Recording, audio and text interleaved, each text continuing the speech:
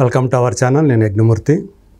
ఇప్పుడు మన ముందు ఒక సీనియర్ డైరెక్టర్ చెప్పాలంటే తెలుగులో ఎన్టీ రామారావు గారి దగ్గర నుంచి అనేక మంది స్టార్ హీరోలతోటి పనిచేసి వాళ్ళని డైరెక్ట్ చేసి దాంతోపాటు దానికి సైమల్టేనియస్గా హిందీలోకి వెళ్ళి అక్కడ మిథున్ చక్రవర్తితోటి అత్యధిక సినిమాలు తీసి మిథున్ చక్రవర్తికి సూపర్ డూపర్ హిట్ సినిమాలు అనదగ్గ అనేక సినిమాలకు మార్గదర్శకత్వం వహించినటువంటి డైరెక్టర్ ఇప్పుడు మన ముందున్నారు.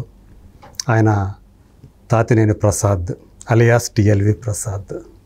సో ఇప్పటికీ 72 ఏళ్ల వయసులో చురుగ్గా ఉన్నటువంటి ఆయన ఒకప్పటి అగ్రదర్శకుడు తాతినేని ప్రకాశ్రావు గారి అబ్బాయి కావటం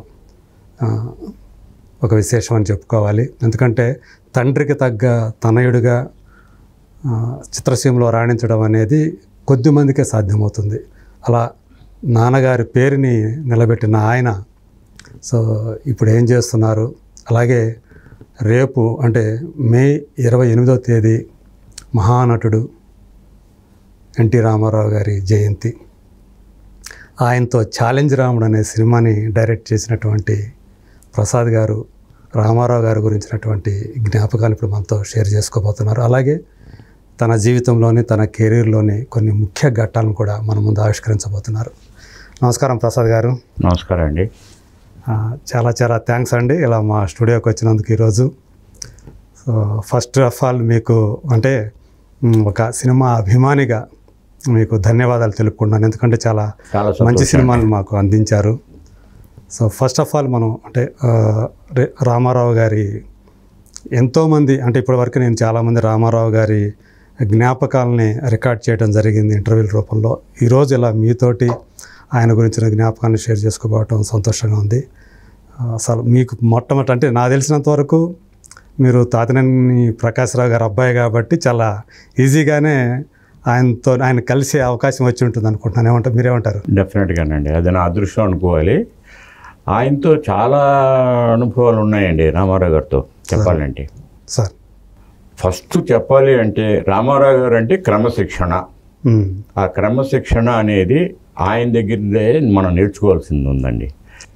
ఎంత సిన్సియర్ అంటే ఏదైనా అనుకుంటే మాత్రం ఏదైనా పని, ఒకవేళ షూటింగ్ అనుకుందాం అనుకోండి, షూటింగ్ 9 గంటలకు వెళ్ళాలనుకోండి, ఆయన రోజు షూటింగ్ ఉన్నా లేకపోయినా 3:30కి లేచేవారు. ఆయన 3:30కి లేచి ఒక 1 అవర్ ఎక్సర్సైజు అవన్నీ చేసుకుని స్నానం చేసి కింద పూజ చేసుకుని మళ్ళీ డైనింగ్ రూమ్కి వచ్చి ఆయన భోజనం చేసి 5-5:30 కల్లా ఆయన ఆఫీస్ రూమ్లో కూర్చునేవారు. ఆఫీస్ రూమ్ కూడా ఇంట్లోనే ఉండేది. ఆ ఆఫీస్ రూమ్లో ఏంటంటే ప్రొడ్యూసర్స్ వరుసగా చాలామంది కూర్చుని ఉంటారు. వాళ్ళు ఆయనకు కావాల్సిన ప్రొడ్యూసర్స్ని పిలిపిస్తారు, డైరెక్టర్ గారు లోపల పిలిపిస్తారు. పిలిపించి కథ వింటారు. కథ విని 7 o'clock కల్లా మళ్ళీ బయటకు వచ్చి ఇంటి బయట ఆయన చూసేదానికి ఆంధ్రప్రదేశ్లో ఉన్న టూరిస్టులు బస్సుల్లో వచ్చేవారు. ఇది తిరుపతికి వెళ్ళి తిరుపతి నుంచి ఆయన ఇంటికి దర్శనానికి రామారావు గారి దర్శనానికి వచ్చేవారు. నేను చూశాను. తిరుమల వెంకటేశ్వరం దర్శించుకొని తర్వాత ఇక్కడ తెర వెంకటేశ్వరుడు అయినటువంటి రామారావు గారిని దర్శించారు. అవునండి, అది చూస్తే నేను చూశాను. ఈరోజు ఆల్మోస్ట్ ఎవ్రీ మంత్ మేము మా ఫాదర్తో వెళ్తూ ఉంటాను కాబట్టి ఇవన్నీ నాకు తెలుసు అనమాట. ఇంత పర్ఫెక్ట్ మనిషి. మళ్ళీ 9 గంటలకి ప్రొడ్యూసర్కి లేట్ అవ్వకూడదని మళ్ళీ కరెక్ట్గా 9 గంటలకల్లా విత్ మేకప్. అక్కడ వాళ్ళు రెడీయో కాదో అది అనవసరం, ఈయన మాత్రం ఈయన సైడ్ నుంచి 9 గంటలకి విత్ మేకప్ రెడీగా ఆ సీన్ పేపర్ ఏంటో చూసుకుని రెడీగా కూర్చునేవారు అనమాట. సో ఇవన్నీ చూసినప్పుడు చాలా ఆశ్చర్యం వేసింది నాకు. ఇంత పర్ఫెక్ట్ అంటే క్రమశిక్షణతో ఈ మనిషి అందుకే ఇంత పాపులర్ అయ్యారు.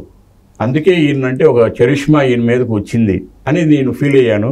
అది ఫాలో అయ్యేదానికి నేను ట్రై చేస్తున్నాను. అది ఎంతకాలం ఉంటుందో తెలియలేను, బట్ డెఫినెట్గా క్రమశిక్షణ అనేది అండి. ఇప్పుడు ఆయన్ని చూసే నేను ఇప్పుడు 4 గంటలు లేస్తున్నాను పొద్దున్న లేచి వ్యాయామం అవి చేసుకుని మళ్ళీ వాకింగ్ చేసుకుని ఇట్లా పూజలు ఇవన్నీ చేసుకుంటూ వచ్చాను. అది వేరే విషయం అనుకోండి, నాది కాదు కానీ గొప్ప. బట్ రామారావు గారి దగ్గర నుంచి నేను నేర్చుకుంది ఏంటి అంటే క్రమశిక్షణ. మనిషి అనేవాడు క్రమశిక్షణతో ఉండాలి అనేది పర్ఫెక్ట్గా ఆయన దగ్గర నుంచి నేను నేర్చుకున్నాను. అదే. సో ఆయన ఒక ప్రిన్సిపల్ అనుకోవాలి దీనికి. ఓకే, ఒక పాఠ్య గ్రంథం అనమాట. అవునండి, డెఫినెట్గా. సో మీకు ఆయనతో కలిసి పనిచేసే అవకాశం ఎలా వచ్చింది? అది నా అదృష్టం అండి, నిజంగా నా అదృష్టం. మా ఫాదరును ఆయన కలిసి చాలా క్లోజ్గా ఉండేవారు, ఒకే రూమ్లో. పైగా నాన్నగారికి ఆయన తన సొంత సినిమాలు, తన బ్యానర్లో సొంత సినిమా డైరెక్ట్ చేసే అవకాశం ఇచ్చారు. అవునండి, పిచ్చి పొల్ల ఇలాంటి సినిమాలు చేశారు కదా. కరెక్టేనండి, అది కరెక్టే. అది అయిపోయిన తర్వాత మళ్ళీ మా ఫాదర్ హిందీ ఫీల్డ్కి వెళ్ళిపోయారు.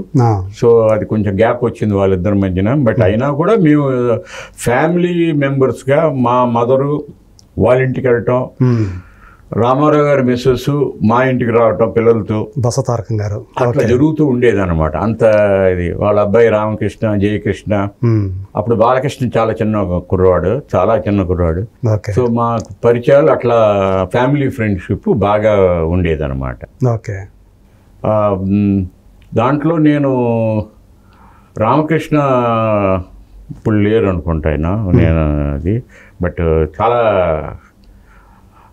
ఇంకొక రామారావు గారు అయ్యేవారండి ఆయన కానీ ఉండుంటే డెఫినెట్గా. అంటే రామకృష్ణ అంటే చాలా ఎర్లీగా చనిపోయారు కదా ఆయన. ఎర్లీగా చనిపోయారు. అప్పుడు లేదండి, మా స్కూల్లో, నా స్కూల్లో రామకృష్ణ హై స్కూల్లో నేను చదివాను. ఆయన నాకు సీనియర్ అనమాట. ఓకే. సో ఆయన అప్పుడు గేమ్స్ కానీ ఏది కానీ చదువులు కానీ అన్నీ రామారావు గారి పద్ధతిలోనే ఉండేది. ఆయన కూడా అంత స్పీడు మనిషి, ఒక క్రమశిక్షణతో ఉండే కుర్రవాడు అనమాట. ఓకే. సో ఆయన చూసి కూడా ఇన్స్పైర్ అయ్యా. రామారావు గారి లాగా అందగాడు అనమాట ఆయన, చాలా అందగాడండి ఆయన. బట్ అన్ఫార్చునేట్ కలిసి రాలేదు ఆయన, భగవంతుడు తీసుకెళ్ళి చిన్న వయసులోనే. అదేనండి. ఈ ఛాలెంజ్ రాముడు ఈ విషయానికి వచ్చేటప్పుడు ఏం చెప్పాలంటే, నేను మా ఫాదరు తర్వాత హిందీ ఫీల్డ్లో చాలా సినిమాలు తీసిన తర్వాత మళ్ళీ తెలుగులోకి ఎంటర్ అయ్యారు. తెలుగులో ఎంటర్ అయిన తర్వాత ఫస్ట్ మైనర్ బాబు అనే పిక్చరు మేము మొదలుపెట్టాం తెలుగులో, మా బ్యానర్లో. అంటే టీపీఆర్ అండ్ శారది స్టూడియోస్ వాళ్ళు కలిసి పెట్టామన్నమాట. శోభన్ బాబు, వాణిశ్రీతో పిక్చర్ తీసాం. దాని తర్వాత మా సొంత బ్యానర్లతోనే చేద్దాం అనేసి అనిల్ ప్రొడక్షన్స్ అని ఒకటి మొదలు పెట్టాం. అనిల్ అనేవాడు, అనిల్ కుమార్ అని మా సిస్టర్ కొడుకు అనమాట. మా ఇంట్లోనే మేనరుడు అనమాట. సో మేనరుడు పేరు పెట్టి బ్యానర్ మొదలు పెట్టాం. ఆ బ్యానర్ చాలా సక్సెస్ఫుల్గా ఇదయ్యింది. దాంట్లో సంసారం అనే పిక్చరు రామారావు గారు, జమున అనే పిక్చరు ఫాదరు డైరెక్ట్ చేశారు. చాలా పెద్ద హిట్ అది పిక్చరు. నేను అప్పుడు ఆయన దగ్గర అసిస్టెంట్గా ఉండేవాడిని. రామారావు ఇది మా ఫాదర్ దగ్గర అసిస్టెంట్గా ఆ పిక్చర్కి ఉండేవాడిని. దానికి ముందు నేను మధుసూదన్ రావు గారి దగ్గర ఒక 5 years ట్రైనింగ్ తీసుకున్నాను అండి. ఎందుకని అంటే నాన్నగారు ఉండగా పాయింట్ ఏది, నాన్నగారు నేను అదే ముందు నన్ను అడిగారు, నీకు ఏది ఇంట్రెస్ట్, ఏ ఫీల్డ్లో వెళ్ళాలనుకుంటున్నావు అంటే, ఆ రోజుల్లో నేను గేమ్స్ బాగా ఆడేవాడిని, టెన్నిస్ ఛాంపియన్ యాక్చువల్గా నేను. సో నువ్వు టెన్నిస్లో వెళ్ళాలనుకుంటున్నావా లేకపోతే ఫిలిమ్స్లోకి వద్దామా అని అడిగినప్పుడు నేను ఒకటే చెప్పాను. కొంచెం ఆలోచించి, లేదు నాన్నగారు నేను ఫిలిమ్స్లోనే మీ దీనికి వస్తాను, మీ కింద అసిస్టెంట్ డైరెక్టర్గా ఉంటాను అని చెప్తే, ఆయన అట్లా వద్దు, నా దగ్గర ఉంటే నిన్ను అందరూ రెస్పెక్ట్ చేస్తారు ఎక్కువగా, తాతినేని ప్రకాష్ రావు గారు కొడుకు అని, అది ఉండకూడదు నీకు. ఆ రెస్పెక్ట్, అసిస్టెంట్ డైరెక్టర్ అనేవాడు అసలు ఏంటి అనేది, ఫౌండేషన్ అనేది, డైరెక్షన్లో ఫౌండేషన్ అనేది ఏంటి అని నేర్చుకోవాలంటే నువ్వు ఇంకొక డైరెక్టర్ దగ్గర ఉండాలి అని చెప్పి మధుసూదన్ రావు గారికి ఫోన్ చేసి, ఆయన యాక్చువల్గా మధుసూదన్ రావు గారు మా ఫాదర్ అసిస్టెంట్, ఆయన దగ్గరే అసోసియేట్గా చేసి ఆయన డైరెక్టర్గా, చాలా ఫేమస్ డైరెక్టర్గా ఆయన అయ్యారు. సో ఆయనకు ఫోన్ చేసి, ఇట్లా బాబు అంటే నన్ను బాబు అంటారు, సో బాబు ఇంట్రెస్టెడ్గా ఉన్నాడు, నువ్వు పని చేయి, నీ పిక్చర్స్లో నువ్వు అసిస్టెంట్ డైరెక్టర్గా తీసుకోవాలని అంటే, తప్పకుండా సార్ అని చెప్పేసి రమ్మన్నారు. సరే ఫస్ట్ జెమినీ ప్రొడక్షన్స్ వాళ్ళది, జెమినీ స్టూడియోస్ వాళ్ళది మంచి రోజులు వచ్చాయి, నాగేశ్వరరావు గారును కాంచన ఆ పిక్చర్లో. దాంట్లో నేను అప్రెంటిస్గా జాయిన్ అయ్యా. సో మీ మొట్టమొదటి ఫస్ట్ పిక్చర్ నాది అది, అప్రెంటిస్గా డిపార్ట్మెంట్లో జాయిన్ అయినప్పుడు నాకు కో డైరెక్టర్గా శ్రీనివాసరావు గారు ఉండేవారు, అసోసియేట్ డైరెక్టర్గా కోదండరామరెడ్డి, మన ఇప్పుడు famous director Kodandarama Reddy associate director, Morari assistant director, ప్రొడ్యూసర్గా అయిపోయాడు కొంచెంవరకు ఆయన. ఇదనమాట, ఇది నా వీళ్ళతో పరిచయాలు జరిగింది. సో అట్లా ఒక 5 years మధుసూదన్ రావు గారి దగ్గర ఒక 4-5 ఫిలిమ్స్ నేను అసిస్టెంట్ డైరెక్టర్గా, అంటే అప్రెంటిస్గా క్లాప్ కొట్టేవాడుగా అసిస్టెంట్ డైరెక్టర్గా ట్రైనింగ్ చేసుకుని, తర్వాత ఈ సంసారం అనే పిక్చర్కి మా ఫాదర్ దగ్గర దాంట్లో కూడా అసిస్టెంట్ డైరెక్టర్గానే నేను పనిచేశానండి. ఓకే, సరే అయిపోయింది. నాన్నగారితో పనిచేసిన మొట్టమొదటి ఫిల్మ్ అదే, మొట్టమొదటి పిక్చర్ ఇదేనండి, సంసారం అనమాట. సరే దాంట్లో కూడా నేను రామారావు గారితో, అంటే దానికి ముందు నుంచి ఆయనతో మేము మా పరిచయం ఎట్టాగంటే రామారావు గారితో నేను మామయ్య అని పిలిచేవాడిని, అంత చనువు అనమాట మాకు. ఓకే, మా ఫాదరును ఆయన వాళ్ళిద్దరూ ఏం బ్రదర్ అనుకుని వాళ్ళిద్దరు బావగారు ఇట్లాగే వాళ్ళ సంబోధన ఉండేది, అంత క్లోజ్గా ఉండేది అనమాట. ఓకే, సరే కొంచెం లిబర్టీ ఆయన అంటే కొంచెం, అంటే ఆయనతో మాట్లాడాలంటే చాలా భయపడతారు అసలు, మామూలుగా మనుషులు కొత్తగా మాట్లాడాలంటే భయపడతారు. సరే లక్కీగా నాకున్న పరిచయంతో నేను కొంచెం చనువు ఉండేది, బాగా చనువు ఉండేదండి. మా గారు ఈ డ్రెస్ వేసుకుంటారా ఆ డ్రెస్ వేసుకుంటారా అని అడగటం. సో అట్లా అడిగి ఒక్కసారి మాత్రం నేను తప్పు పని చేశాను. దాంట్లో మా సంసారం అనే పిక్చర్లో శకుంతల గురించి ఒక ఇది చాప్టర్ ఒకటి వచ్చిందండి, అవునండి. దాంట్లో ఆయన డ్రెస్ మహర్షి డ్రెస్ వచ్చేసి, నేను మహర్షి అంటే పింక్ డ్రెస్ ఉంటుంది కదా, అదే మన ఆరెంజ్ కలర్ ఉంటుంది. So orange colour dress Ramarao గారిని కన్సల్ట్ చేయకుండా ఆ డ్రెస్ కొనేసి ఇచ్చేసాను అనమాట విశ్వామిత్రుడికి. ఇచ్చిన తర్వాత ఆయన డ్రెస్ చూసి కలర్ చూసి కొంచెం రియాక్ట్ అయ్యారు. రియాక్ట్ అయ్యి ఎవరు సెలెక్ట్ చేశారని అడిగారు. నేనే మా అన్నట్టు గర్వంగా నేను చెప్పాను. ఒక లుక్ ఇచ్చారు ఆయన అంతే. తర్వాత మళ్ళీ షూటింగ్ చేశారు. షూటింగ్ చేసిన తర్వాత నెక్స్ట్ డే నన్ను మేకప్ రూమ్లో పిలిపించి, బాబు ఇదే ఇంకో ప్రొడ్యూసరు ఇంకో డైరెక్టర్ దగ్గర అయ్యి ఉంటే నేను ఈ డ్రెస్ వేసుకునేవాడిని కాదు, నువ్వు నా పర్మిషన్ లేకుండా నువ్వు ఈ డ్రెస్ ఎందుకు ఓకే చేసావు అంటే, ఏం తప్పు చేశాను మామయ్య గారు, నేను అంటే మహర్షి అంటే ఇదే కదా ఇస్తారని చెప్పేసి అంటే, కాదు ఈ విశ్వామిత్రుడికి తెల్ల డ్రెస్ అయ్యి ఉంటే చాలా బాగుండేది, అసలు నా మైండ్లో కూడా అదే పెట్టుకున్నాను, సరే నువ్వు ఏదో తీసుకొచ్చావు ఇచ్చావు కాబట్టి నేను కొంచెం హర్ట్ అయ్యాను, బట్ నీకు చెప్తున్నాను ఇక మీదట ఫ్యూచర్లో నువ్వు ఏదైనా చేయాలనుకుంటే ముందు హీరోతో మాట్లాడి కన్సల్ట్ చేయి అని చెప్పి ఒక అడ్వైస్ ఇచ్చారన్నమాట. కానీ అప్పుడు యాక్చువల్ బ్లాక్ అండ్ వైట్ ఇది కదా? లేదండి, సంసారం colour. Okay, colour picture. So అని అడ్వైస్ ఇచ్చారు ఆయన. సో సారీ అండి నేను తప్పు చేశాను, ఇది కూడా నాకు ఒక లెసను జీవితంలో, నేనంటే ఇప్పుడే పైకి డైరెక్ట్గా నేర్చుకుంటున్నాను, ఇది కూడా నేర్చుకుంటానని చెప్పేసి చెప్పారు. సరే అది ఒక వార్నింగ్, ఒక అడ్వైస్, అది కూడా నేర్చుకున్నాను అనమాట ఆయన దగ్గర.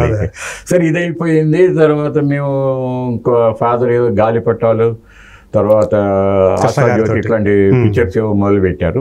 అయిపోయిన తర్వాత నేను డైరెక్టర్గా సొంతంగా మొదలు పెడదాం అనేసి ఒక ఐడియా వస్తే, సరే రామారావు గారితో నువ్వు మొదలు పెట్టు అని చెప్పేసి రామారావు గారి దగ్గరికి వెళ్ళి ఇట్లా బాబు డైరెక్ట్ చేయాలనుకుంటున్నారండి మీతో అంటే, ఓ అని చెప్పి ఆయన చాలా థ్రిల్గా ఫీల్ అయ్యి, తప్పకుండా నేనే ఫస్ట్ చేస్తాను, ఎంకరేజ్ చేస్తాను, డెఫినెట్గా నువ్వు కథ తయారు చేసుకుని నువ్వు రా అని చెప్పేసి అని చెప్పారనమాట. ఓకే, చేసిన తర్వాత కథ తయారు చేయడం వరకు బ్రహ్మాండంగా తయారు చేసుకున్నాము.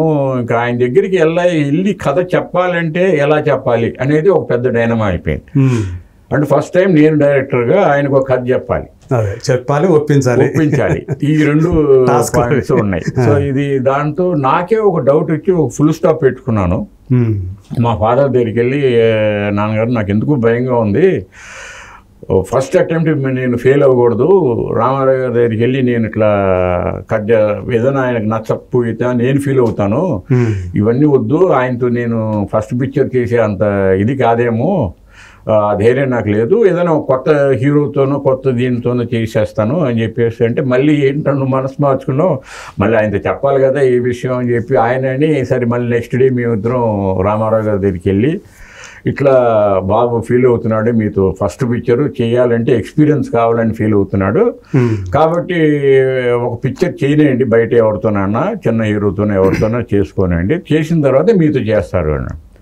ఆయన ఇమీడియట్గా అసలు ఏమి రియాక్షన్ లేకుండా చాలా సంతోషం, డోంట్ వరీ బాబు, నువ్వు అంత ఓపెన్గా మాట్లాడినందుకు నేను హ్యాపీగా ఫీల్ అవుతున్నాను, నువ్వు తప్పకుండా ఒక పిక్చర్ స్టార్ట్ చేసి నువ్వు డైరెక్ట్ చేసిన తర్వాత నెక్స్ట్ పిక్చర్ నా దగ్గరికి రా అని చెప్పేసి ఆయన చెప్పే ధైర్యంతో, ఆయన ఆశీస్సులతో ఇక నేను బయటకు వచ్చి మళ్ళీ ఇంకో పిక్చర్ ఏంట్రా అనేది ఆలోచిస్తున్నప్పుడు దాసరి నారాయణరావు గారు ఆ టైంలో చాలా ఫేమస్ డైరెక్టర్గా అయ్యారు. సో ఫాదర్ ఏం చేశారంటే దాసరి గారికి ఫోన్ చేసి, ఇట్లా బాబు పిక్చర్ మొదలు పెట్టాలనుకుంటున్నాడు, అది సబ్జెక్ట్ ఓరియంటెడ్గా ఉంటే బాగుంటుంది, మీ దగ్గర మంచి సబ్జెక్ట్స్ ఉంటాయి కాబట్టి మీరు ఏదైనా ఆయనకి ఇస్తే మేము కొనుక్కుంటాం అన్నట్టు. అదేంటండి కొనుక్కోవటం ఏంటి, నేను ఫ్రీగా ఇస్తాను మీ బాబుకి అని చెప్పి దాసరి నారాయణరావు గారు ఒక కథ చెప్పారు.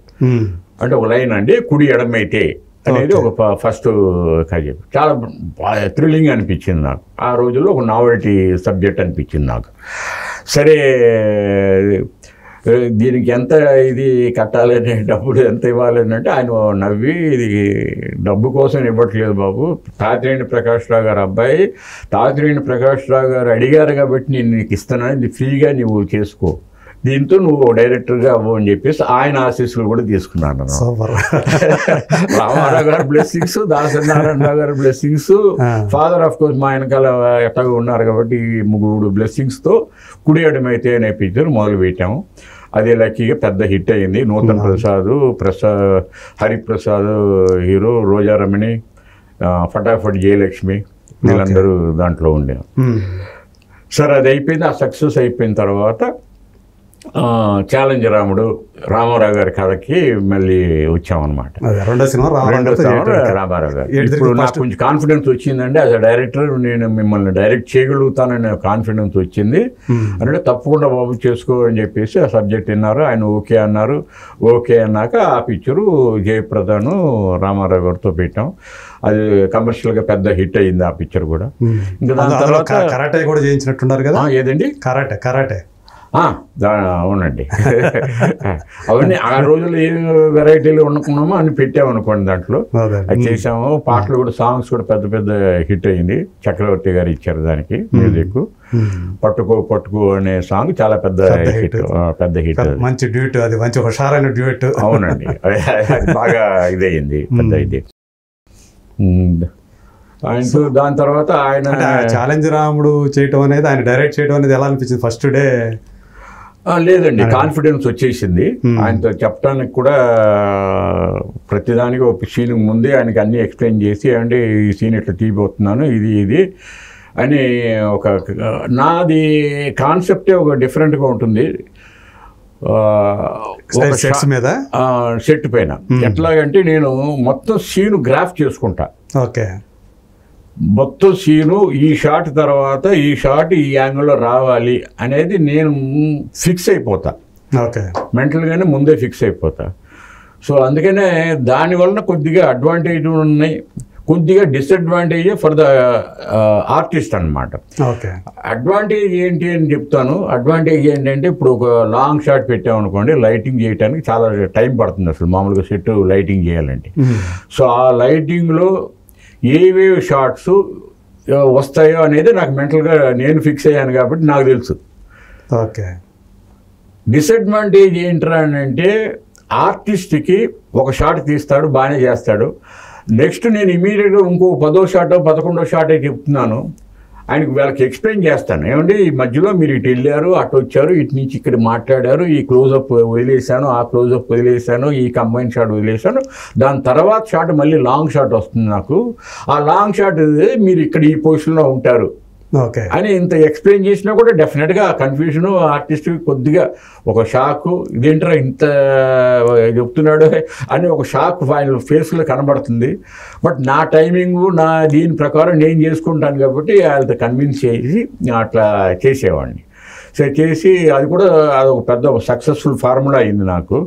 ఎందుకంటే నేను షూటింగ్ పీరియడ్ తక్కువ టైంలో తీయగలిగే స్పీడ్గా చేసేసేవాడు. కెపాసిటీ నాకు దీని మూలంగా దొరికిందండి.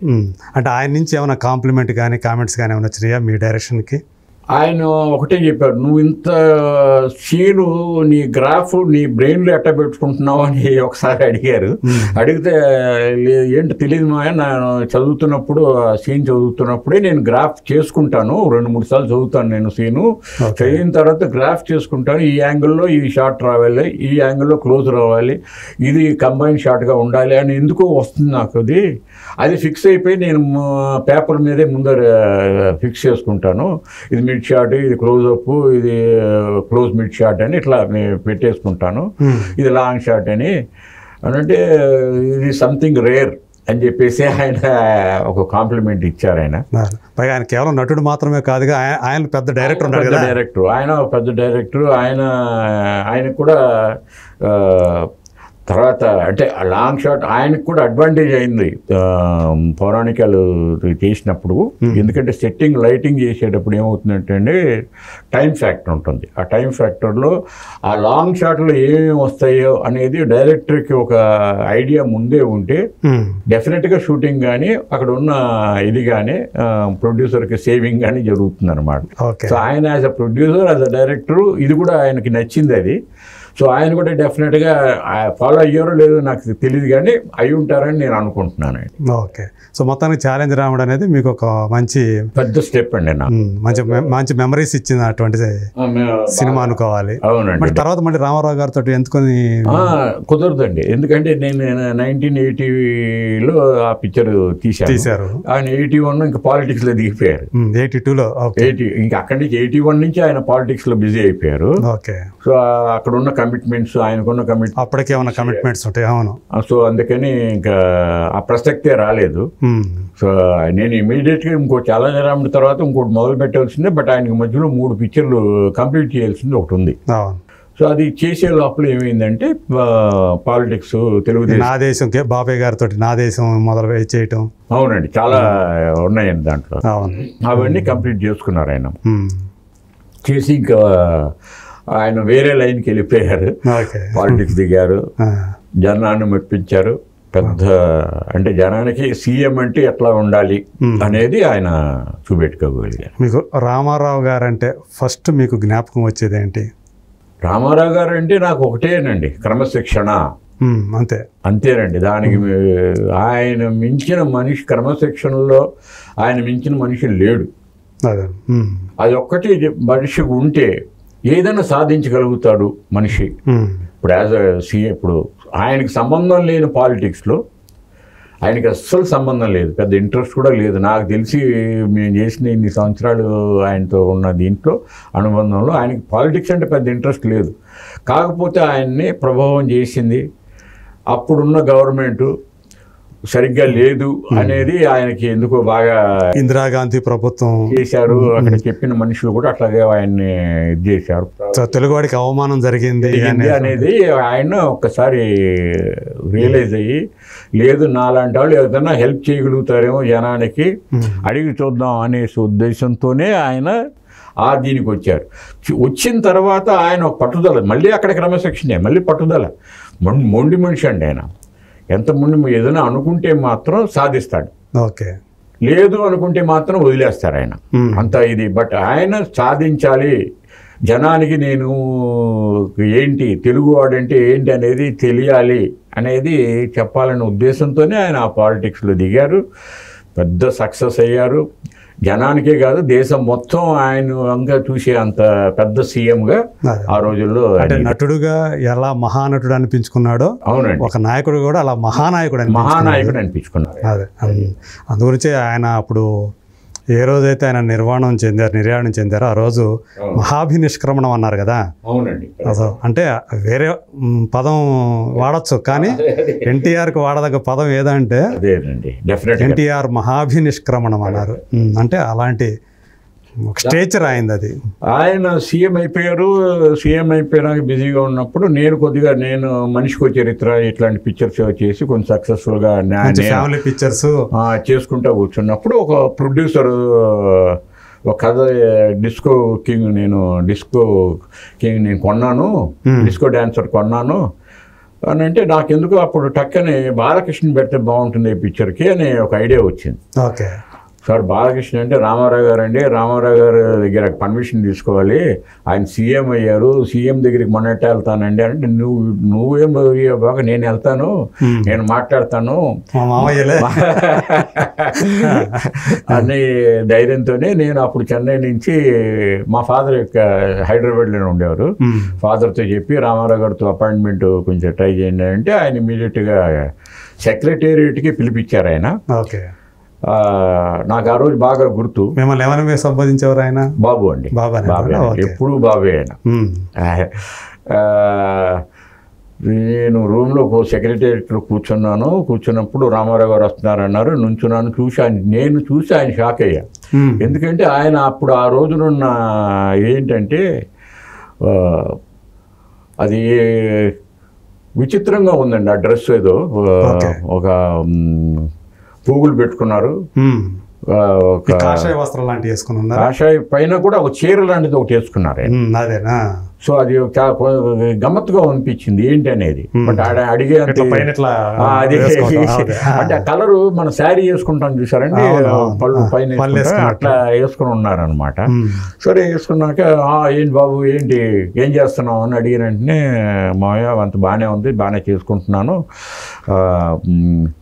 బాలకృష్ణ ఆ రోజు ఆ టైం వరకు రామకృష్ణ స్టూడియోస్ పిక్చర్స్ తప్ప బయట ప్రొడ్యూసర్స్కి ఎంకరేజ్ చేయలే, ఇవ్వలే. సో నేనేమన్నానంటే మన బాలకృష్ణని ఒక్కసారి మీరు బయట ప్రొడ్యూసర్స్ కూడా ఇంట్రడ్యూస్ చేయాలి అని అంటే కథ ఉందా అన్నాడు. కథ ఉంది అండి, డిస్కో డాన్సర్ అనే పిక్చర్ కొన్నాము అని అంటే తప్పకుండా బాబు బాలకృష్ణ మీకు చేస్తాడు, నేను చెప్తానని చెప్పేసి అని అంటే ఒకటి కాదంటే నాకు 3 పిక్చర్లు చేసి పెట్టాలండి, తప్పకుండా చేస్తారు బాబు అని చెప్పేసి ఆయన బ్లెస్సింగ్స్ మళ్ళీ అక్కడ తీసుకుని అప్పుడు బాలకృష్ణ అప్రోచ్ అయితే బాలకృష్ణకి ఆల్రెడీ వాళ్ళ ఫాదర్ చెప్పారు కాబట్టి ఆయన ఓకే అని ఇంకా వరుసగా డిస్కో కింగు, పల్నాటి పులి, ఆత్మబలం ఈ 3 పిక్చర్లు ఆయనతో చేయాల్సిన ఇది వచ్చింది. అది దాని తర్వాత మళ్ళీ కొంచెం కట్ ఆఫ్ అయిపోయింది. అది మళ్ళీ కొంచెం అది నా బ్యాడ్ లక్ అనుకోలో ఏంటో తెలియదు. అది పొలిటికల్గా మా ఫాదర్కి ఆయనకి మధ్యన ఏదో ఒక మిస్అండర్స్టాండింగ్ క్రియేట్ అయ్యి ఒక పర్సనల్ మిస్అండర్స్టాండింగ్లో వాళ్ళిద్దరు సెపరేట్ అయ్యారు. నాన్నగారు రామారావు గారు చాలా బావగారు అనుకునే ఇది టైంలో సెపరేట్ అయ్యారు. ఈ విషయం నాకు అసలు సెపరేట్ అయ్యారనే విషయం కూడా నాకు తెలియదు. ఆయన హాస్పిటలైజ్ అయ్యారనే విషయం తెలిసి రామారావు గారు మా ఫాదర్కి నేను చెన్నై నుంచి ఫోన్ చేసి నాన్నగారు రామారావు గారు హాస్పిటల్లో ఉన్నారు న్యూస్ వచ్చింది, మీరు ఆయన దగ్గరే ఉండాలి అని అంటే ఆయన రియాక్షను టెలిఫోన్లో సరిగ్గా అనిపించలే నాకు, ఉంటాను అనేది రాలే. నాకు కొంచెం ఆశ్చర్యం అయ్యి ఏంటంటున్నారంటే లేదు నేను ఇప్పుడు వెళ్ళట్లేదు, ఆఫీస్కి వెళ్ళట్లేదు, ఆయనతో మాట్లాడట్లేదు అన్నారు. అదేంటండి అనే లోపల ఆయన కట్ చేశారు. తర్వాత నాకు విషయం ఏం తెలిసిందంటే ఈయనకి రామారావు గారికి మధ్యన ఏదో చిన్న మిస్అండర్స్టాండింగ్ అయ్యి దాంట్లో మా ఫాదర్ కొంచెం ఫీల్ అయ్యి బయటకు వచ్చేసి నాదండ్ల భాస్కర్రావు గారి పార్టీలో చేరారనేది న్యూస్ తెలిసింది. సో ఆ విషయం తెలిసిన వెంటనే నేను చాలా ఫీల్ అయ్యాను, హర్ట్ అయ్యాను. మా మదర్కి కూడా ఫోన్ చేసి ఇదేంటి ఇట్లా చేశారు అంటే ఏమోరా నాకు ఇష్టం లేదు, బట్ నాన్నగారికి ఏం జరిగిందో ఏంటో తెలియదు కానీ బట్ ఆయన ఇట్లా సెపరేట్ అయ్యారు అది అయ్యేపాటికి నేను ఇమ్మీడియట్గా పేపర్లో కూడా అప్పుడు నా సానుభూతిగా వేశాను. ఎవరు ఏ సైడ్ ఉన్నా నేను రామారావు గారి సైడు అనేసి క్లియర్గా వేసి పెట్టాను అనమాట. బట్ అది కూడా పెద్ద ఎఫెక్ట్ అనిపించలేదు. రామారావు గారికి అప్పుడు నేను బాలకృష్ణతో ఇంకో 2-3 పిక్చర్లు చేయాల్సిన ఉంది. జగపతి ఆర్ట్ పిక్చర్స్ ఒకటి కమిట్ అయ్యాను. జగపతి రాజేంద్ర ప్రసాద్ గారు ఆయన ఆఫీస్కి పిలిపించి నాకు అడ్వాన్స్ డబ్బులు కూడా ఇచ్చి ఇట్లా బాలకృష్ణను నాగేశ్వరరావు గారు ఉంటారు ఈ పిక్చర్లో అని చెప్పి నేను చాలా సంతోషపడ్డాను. బట్ ఈ మధ్యలో ఇది జరిగింది, ఈ స్టోరీ డిస్కషన్ ఈ టైంలో ఇది ఎపిసోడ్ జరిగింది. ఇది జరిగిన వెంటనే ఇమీడియట్గా జగపతి రాజేంద్ర ప్రసాద్ గారికి ఒక ఫోన్ వచ్చింది. ఫోన్ వచ్చి తాతినేని ప్రసాద్ని పిక్చర్ నుంచి తీసేయండి అన్న వెంటనే ఇంకా ఆయన షాక్ అయ్యాడు రాజేంద్ర ప్రసాద్ గారు. సో నన్ను పిలిచి బాబు ఇట్లా వచ్చింది, నేను ఏం చేయాలో అర్థం కావట్లేదు, పిక్చర్ నేను మానేస్తాను, నేను చేయట్లేదులే అని చెప్పేసి. అంటే అదేంటండి మీరు డైరెక్టరు దసరా బుల్లోడు లాంటి పిక్చర్ తీశారు మీరు మీరు నా కోసం ఈ ప్రాజెక్ట్ మీరెందుకు పోగొట్టుకోవటం అండి, మంచి కాంబినేషన్ మంచి కథే కదండి, మీరే చేసుకోండి, బట్ నేను ఫీల్ అవ్వట్లేదండి అని చెప్పేసి నాకు అప్పటికే అర్థమైంది. ఎందుకనే పాయింట్ నాకు అర్థమైంది. ఆయన ఇండైరెక్ట్గా చెప్పారు ఇట్లా ఇది పరిస్థితి, అంటే నేను కొంచెం బాయ్కాట్ అయ్యేటట్టే ఉంది అనేది చెప్పారనమాట. సరే అది నా ఫేట్ అండి, ఇంక నాకు మెరిట్ ఉంటే నేను వస్తాను, లేదంటే లేదనుకోండి అనేసి నేను ఉన్నాను. బట్ నా మెరిట్ కన్నా కూడా ఫేట్ అనేది బాగా వర్కౌట్ అయింది. నాకున్న 3 పిక్చర్లు అక్కడ క్యాన్సిల్ అయింది బాలకృష్ణతో.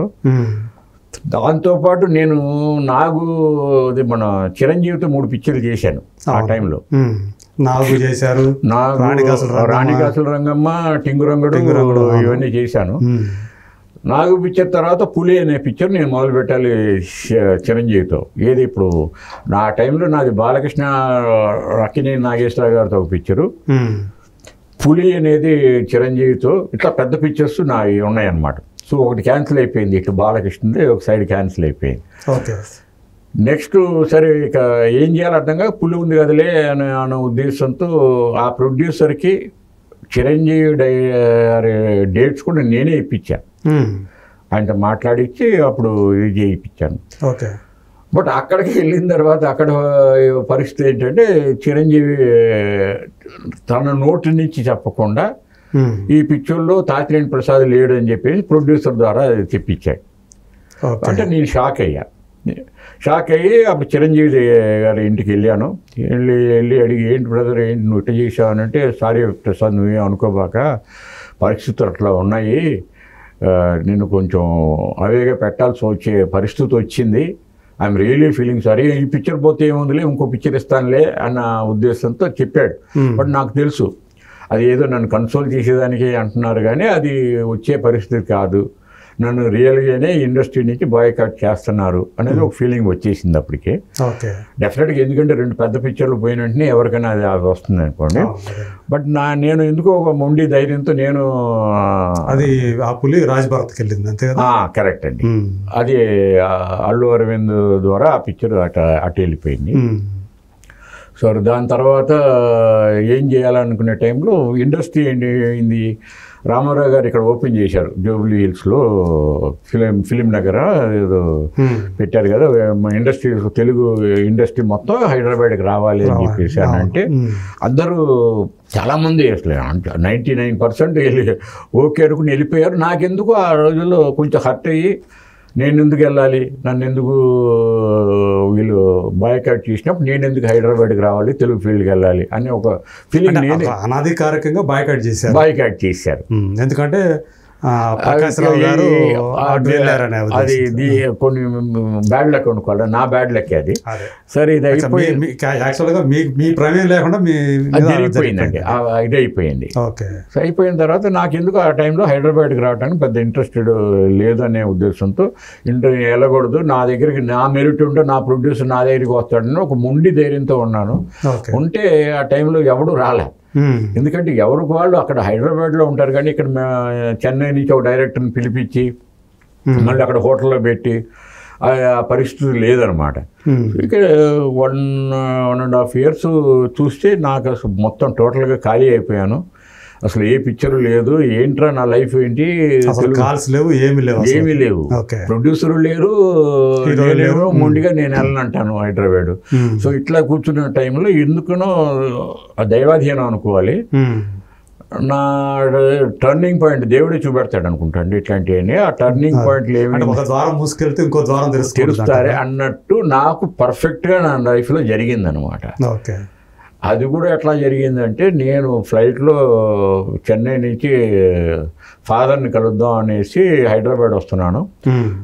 ఏం చేయాలి, నా లైఫ్ ఏంటి, ఇట్లా అయిపోయాను అని చెబుదామన్న ఉద్దేశంతోనే ఫ్లైట్ ఎక్కాను, కూర్చున్నప్పుడు ఆ ఫ్లైట్లో ఒక ప్రొడ్యూసర్ కేసీ బొకాడియా అనే ప్రొడ్యూసరు ఓకే ఆయన కనబడ్డాడు. ఆయన ఎవరు అంటే మా ఫాదరు ఆయన్ని ఒక ప్రొడ్యూసర్గా చేశారు హిందీగా.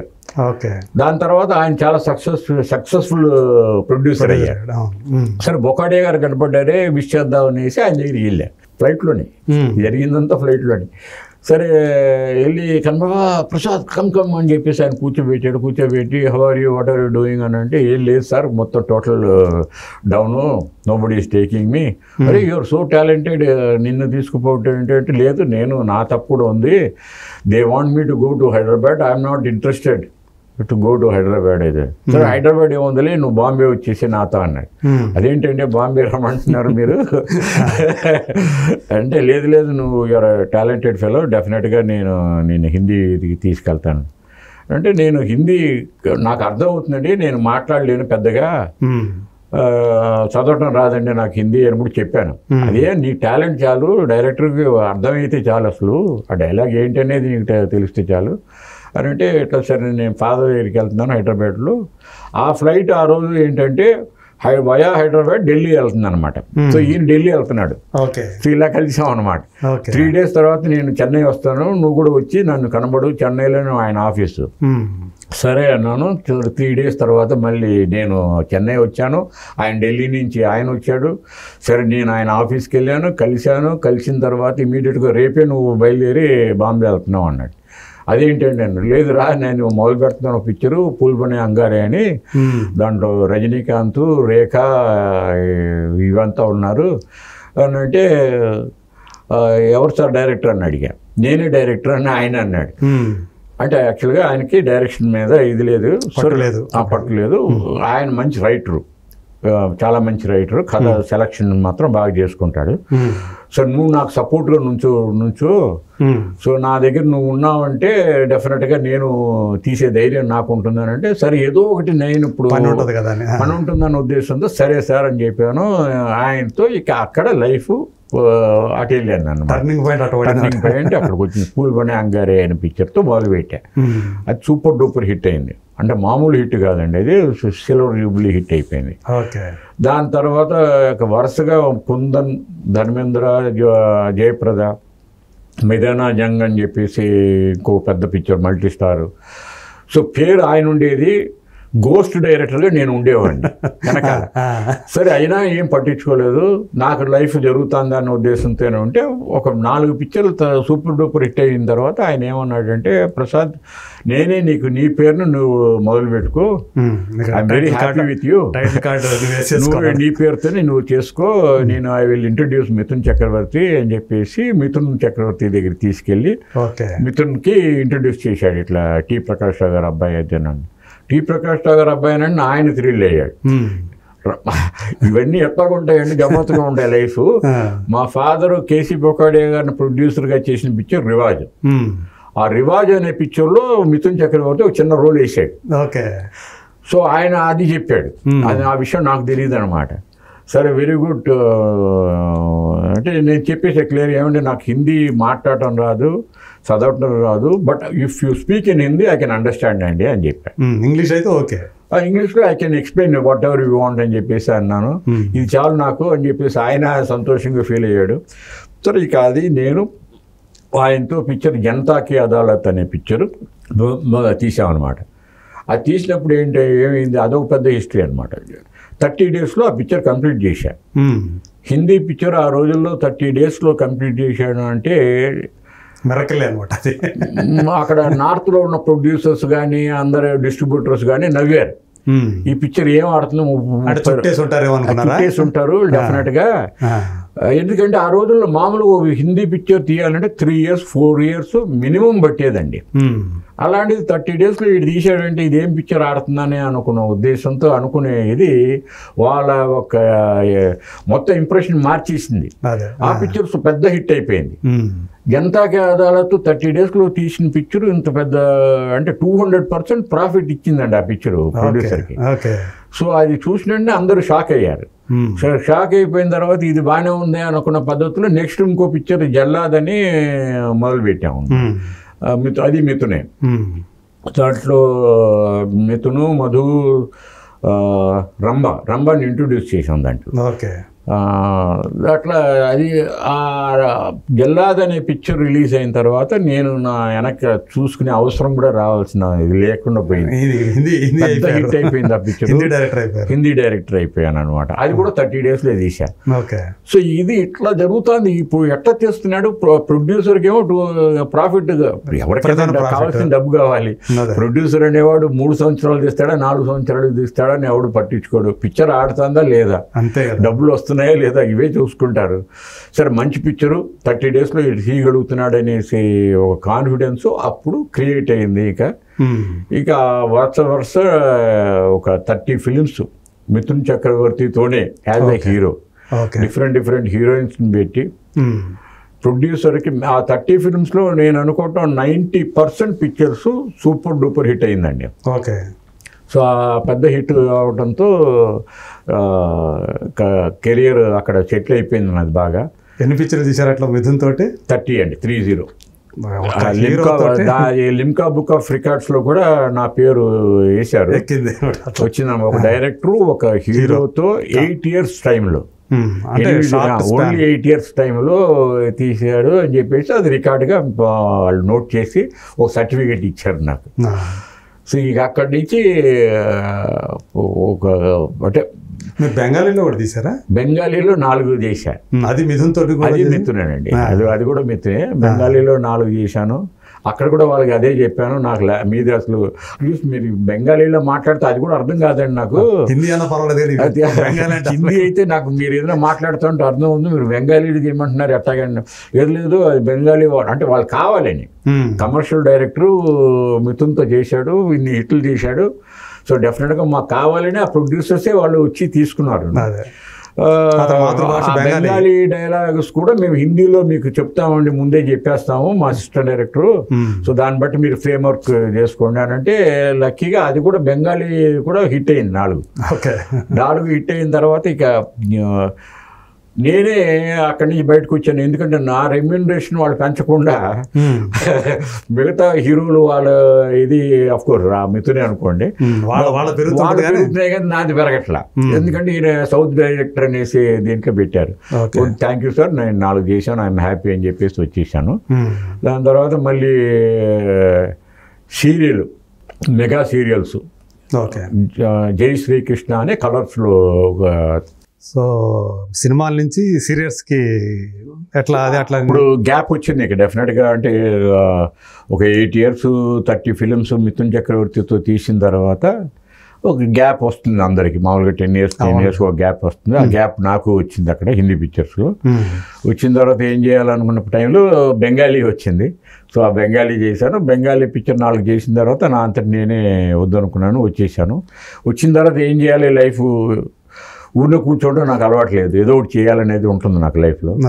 సో అది చేస్తున్న టైంలో రామానంద్ సాగర్ గారి బ్యానర్ నుంచి వాళ్ళు కవర్ చేస్తే వెళ్ళాను. వెళ్తే ఇట్లా సీరియల్ ఉంది, నువ్వు ఇంట్రెస్టెడా మైథాలజీ ఇది అని అంటే, తప్పకుండా సార్, ఇంత పెద్ద బ్యానర్ నుంచి మీరు పిలిచిన తర్వాత చేయడానికి ఏముందండి అని అంటే, అప్పుడు జై శ్రీకృష్ణ అని ఒక సీరియల్ చేస్తున్నాం, మెగా సీరియల్. ఇది కలర్స్లో, అది 2008 అనుకుంటుంది.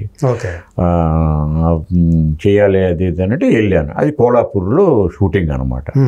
కోలాపూర్లో లతా మంగేష్కర్ గారి స్టూడియో ఉంటే దాంట్లో వాళ్ళు ఆల్రెడీ సెట్ గిట్లన్నీ వేసుకున్నారు. 2008 అనుకుంటున్నా. అంతేనండి, ఈ మధ్య. అక్కడి నుంచి ఒక 3 years 11 వరకు అనుకుంటా, 2011 వరకు వాళ్ళ సీరియల్ చేశాను. పెద్ద హిట్ అది మెగా సీరియల్. దాని తర్వాత 2012 మళ్ళీ వాళ్ళే జై జై జై బజరంగ బలి అని మళ్ళీ ఆంజనేయ స్వామి గురించి, చిన్న ఆంజనేయుడు, బాల ఆంజనేయుడు అనమాట. సో అది చేశాను అనమాట. అది పెద్ద హిట్ అయింది. అది కూడా అది ఒక 4 years 2016 వరకు అది సరిపోయింది. సరే మెగా సీరియల్స్ అది అయిపోయింది. తర్వాత ఇంకొక సోషల్ డ్రామా ఇది జీ టీవీలో వచ్చింది, సేట్జీ అని ఒక హిందీ సీరియల్. అది ఒక 2 years అది చేశాను. 2019లో మళ్ళీ ఏమైందంటే ఒక మరాఠీ పిక్చర్ ఆఫర్ వచ్చింది. సరే మరాఠీ పిక్చర్, అది లాంగ్వేజ్ తెలియదు నాకు, మరాఠీ పిక్చర్ తెలియదు. ఏంటంటే తెలుగు రీమేకే సార్ మీకు ఈజీగా ఉంటుంది అని అన్నారు. ఏ పిక్చర్ అంటే వాళ్ళకి నచ్చిన పిక్చర్ బృందావన్ పిక్చరు నచ్చింది, జూనియర్ ఎన్టీఆర్.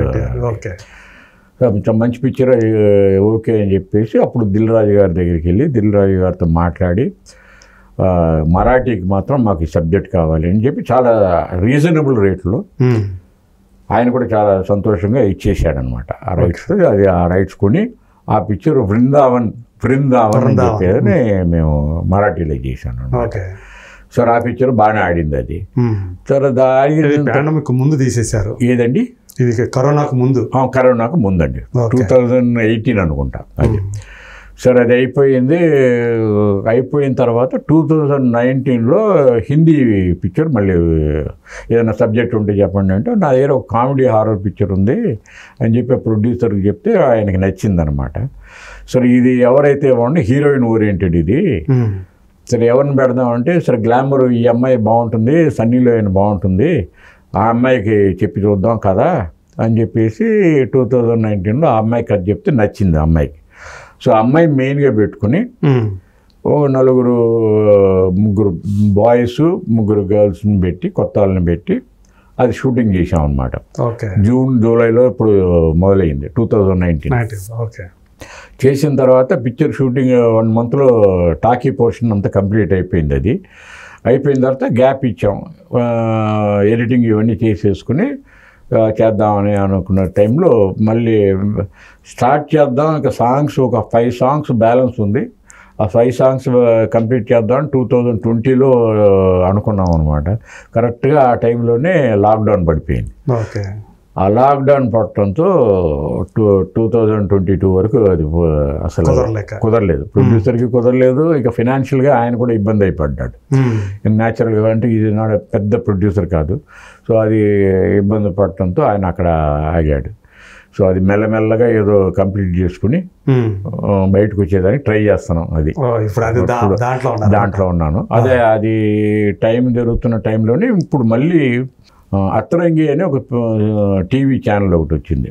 దాంట్లో మైథలాజికల్ సీరియల్స్ చేస్తారనమాట. అత్తరంగి అని పాపులర్ ఛానల్ అండి. సరే దాంట్లో ఆయన తెలిసిన ఆయన ఉంటే పిలిపించాడు, నన్ను మాట్లాడాం. సో దాంట్లో మాట్లాడినప్పుడు ఆయనకి నేను 2 సబ్జెక్టులు చెప్పాను నాకు తెలిసినది, బాగా నచ్చింది వాళ్ళకి. సో ఇది చేద్దామండి అని చెప్పేసి ఇప్పుడు ఇచ్చారు. అది అప్రూవల్కి వెళ్ళిందనమాట. అప్రూవల్ గా వచ్చితే అది ఇమీడియట్గా అది స్టార్ట్ అయిపోతుంది. స్టిల్ ఇప్పటికీ టీఎల్ ప్రసాద్ గారు యాక్టివ్గా ఉండాలని నా ఉద్దేశం. అది ఒకటి చాలా సంతోషం. అయితే మళ్ళీ ఆ తర్వాత మీకు ఆ గ్యాప్ వచ్చింది కదా, తెలుగు ఫిలిం ఇండస్ట్రీతో ఆ గ్యాప్ అట్లా కంటిన్యూ అయిపోయిందా? మీరు డెఫినెట్గానండి, జనరేషన్ గ్యాప్ అయిపోయింది. నా గ్యాప్తో పాటు జనరేషన్ గ్యాప్ అనేది ఒకటి వచ్చింది బాగా. మామూలుగా ఈ జనరేషన్ గ్యాప్లో ఏంటంటే పెద్ద పెద్ద డైరెక్టర్స్, తాతినేని ప్రకాష్ రావు గారి పేరు కూడా తెలియని వాళ్ళు ఉంటారు. అంతే ఈ కాలం అది జనరేషన్ గ్యాప్ అంట. అది వాళ్ళ తప్పు కాదు, మన తప్పు కాదు, ఆ గ్యాప్ అట్లా క్రియేట్ అవుతుంది. సో దానివలన అది జరుగుతూ ఉంటుంది. అది సో ఆ గ్యాప్తో పాటు వెళ్తానే ఉన్నాం. అంటే ఎవరు అనుకున్నా, ఎవరు గుర్తుపెట్టుకున్నా, ఎవరు గుర్తుపెట్టుకోకపోయినా నా పని ఏంటి, ఈ డైరెక్షన్ చేసుకుంటూ అవకాశం వస్తే చేసుకుంటాను అనే ఉద్దేశంతోనే వెళ్తున్నాను. అంటే మళ్ళీ మీరు ఎన్టీఆర్ ఫ్యామిలీ తోటి ఎవరితోటి లేదండి, తర్వాత ఆ గ్యాప్ వచ్చేసింది, బాగా వచ్చేసింది. అంతవరకు ఒక చాలా ఉంది కానీ, బట్ లేడీస్ సైడ్ వాళ్ళ అంటే రామారావు గారి ఆడపిల్లలు ఉన్నారు చూసారా, వాళ్ళును నా వైఫ్ వాళ్ళు బాగా క్లోజ్గా ఉంటారు.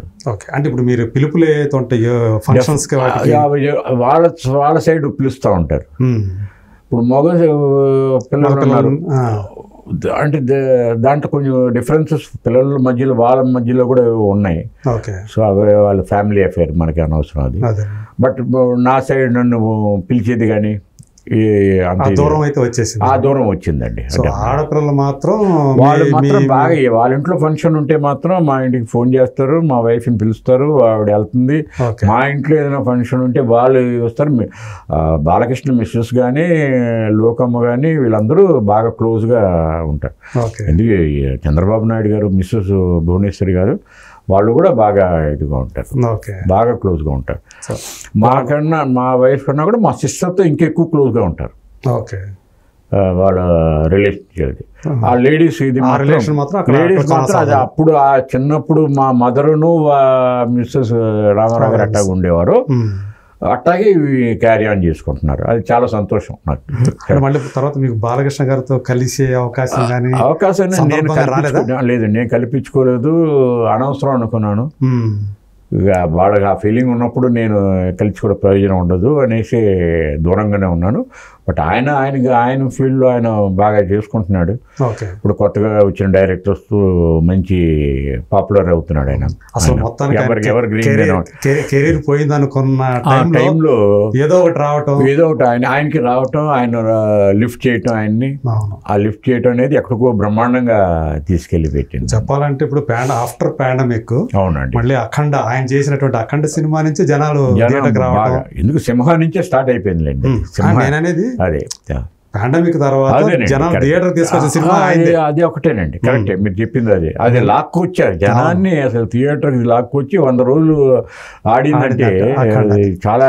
మీరు అన్నట్టు దానికి ముందు సింహతో అంటే పడిపోయినప్పుడు పడిపోయినప్పుడు సింహ నిలబెట్టింది. అవునండి. మళ్ళీ తర్వాత లెజెండ్ నిలబెట్టింది. ఆ తర్వాత మళ్ళీ అక్కడి నుంచి వరుసగా ఆయనకి పెద్ద ఇది. ఆయన అంటే ఏంటి, రామారావు గారి ఇది లెజెండరీ. ఆయన కాపాడుకోగలిగారు. రోజు సీనియర్ స్టార్స్ లో దాదాపు ఆయన ఆయనకి పెద్ద హెల్ప్ అయిపోయిందండి బాగా. సో అంటే మీరు కలిసి పనిచేసినప్పుడు రామారావు గారితో కలిసి పనిచేసిన మీరు, తర్వాత ఆయన వాళ్ళ అబ్బాయితో పనిచేశారు కదా.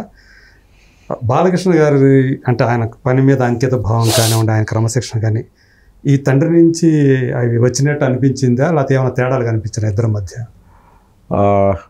క్రమశిక్షణ నేను ఒప్పుకోను అనుకోండి బాలకృష్ణతో. బాలకృష్ణ గారు అనాలి ఇప్పుడు, ఆయనతో ఉండదు అది. కాకపోతే మెమరీ పవర్ ఎక్కువ అండి ఆయనకి, బాలకృష్ణ గారికి. డైలాగుగా ఆయన చూసి చదివి చెప్పటంలో ఆయనే మాస్టర్. అంత ఇది. బట్ ఓపెన్గా చెప్పాలంటే ఓపెన్గా మాట్లాడలేడు. ఇప్పుడు మనకి తెలుస్తుంది అది పబ్లిక్గా. ఆయన మాటలు అంత ఇదిగా ఇంప్రెసివ్గా ఉండవు, మిగతా వాళ్ళు మాట్లాడినంత ఇంప్రెసివ్గా ఉండదు. బట్ ఒక డైలాగు సినిమాలో డైలాగ్ కానీ ఆయనకి ఇచ్చి పేపర్లో స్క్రిప్ట్ ఇస్తే మాత్రం అది రీప్రొడక్షన్ చేయటంలో ఆయన మించిన ఆర్టిస్ట్ లేడు. ఎవరు లేరండి. చెప్పే విధానమే వేరు. అదే పద్ధతి ఇప్పుడు చిరంజీవి గారిది చూశాను. అంటే మేము అంతే చాలా బాగా క్లోజ్గా ఉండాలి. ఇప్పుడు మేము క్లోజ్ అనేది వాళ్ళు నన్ను మర్చిపోయి ఉండొచ్చు, అది వేరే విషయం అది.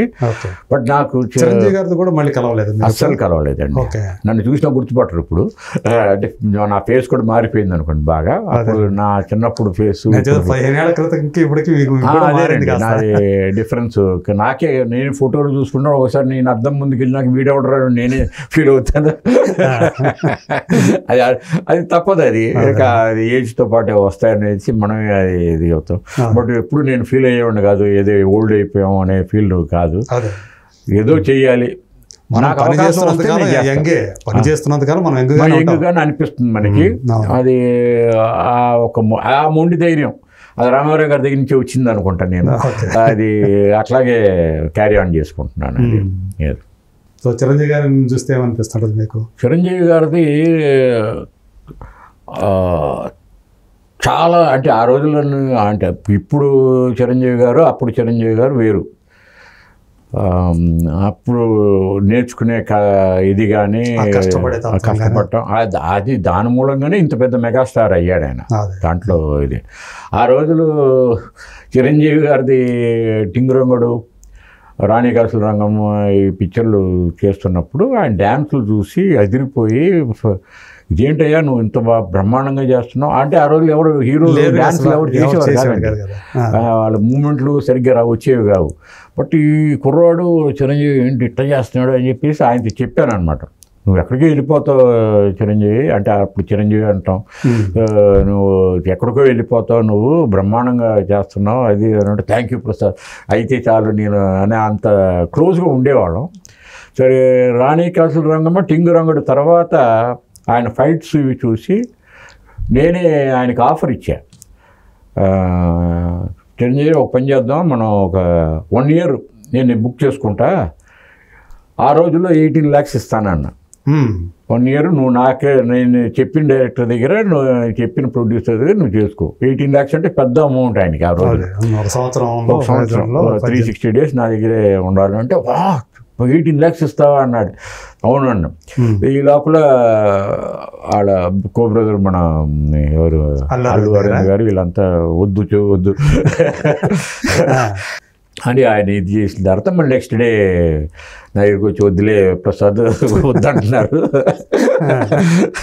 సర్లే నీ ఇష్టం, నేను కంపల్ చేయట్లేదు, నీకు ఇచ్చిన ఆఫర్ నేను ఇది, నువ్వు ఎప్పుడన్నా నువ్వు ఫస్ట్ ఇచ్చేస్తాను నీకు, నువ్వు చేసుకుంటే చేసుకో, లేకపోతే నీ ఇష్టం ఇది అన్నాను. సో మొత్తం ఆయనలో ఉన్న స్పార్క్ కనిపెట్టానండి, డెఫినెట్గా కనిపెట్టాను. ఆయన ఒక పెద్ద హీరో అవుతాడనే విషయం మాత్రం నేను ఆ రోజులోనే, ఆయన ఒప్పుకోకపోయినా అది ఫ్యాక్ట్, అది ఆయనతోనే చెప్పాను.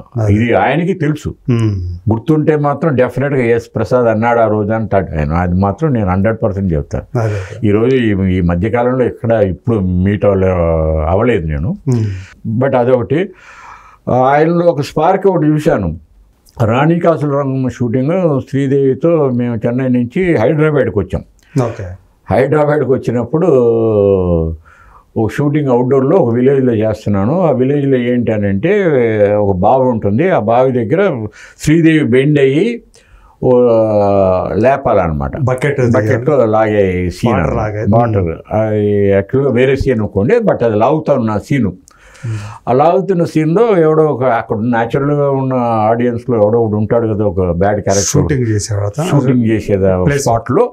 ఆ విలేజ్లో ఒక అబ్బాయి, ఒక రౌడీ లాంటి ఒక కుర్రాడు, ఈ షూటింగ్ ఎట్లా చేస్తారు మీరు డామ్ డూమ్ అనేసి ఎగరటం మొదలుపెట్టాడు. ఎగరటం మొదలు నాకెందుకు నా టెంపర్ పోగొట్టుకుని వాడితో పోట్లాడటం మొదలుపెట్టాను.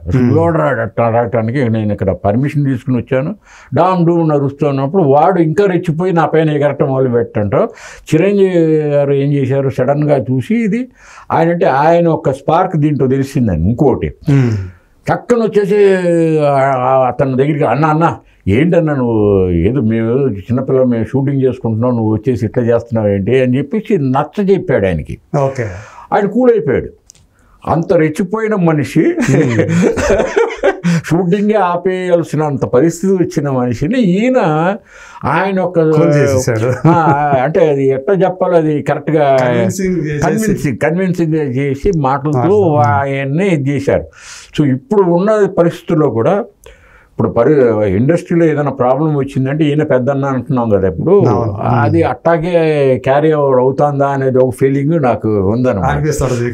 డెఫినెట్గా అది ఆ రోజు నుంచే ఉంది, అది చిన్నప్పటి నుంచి ఆయన ఉందనిపించింది నాకు.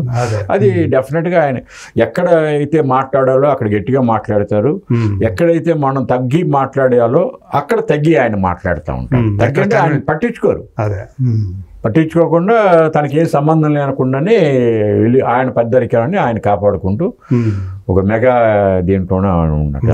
అంటే ఎక్కడైనా ఒక హుందాతనం అనేది మెయింటైన్ చేస్తూ ఉంటారు. అదొకటి.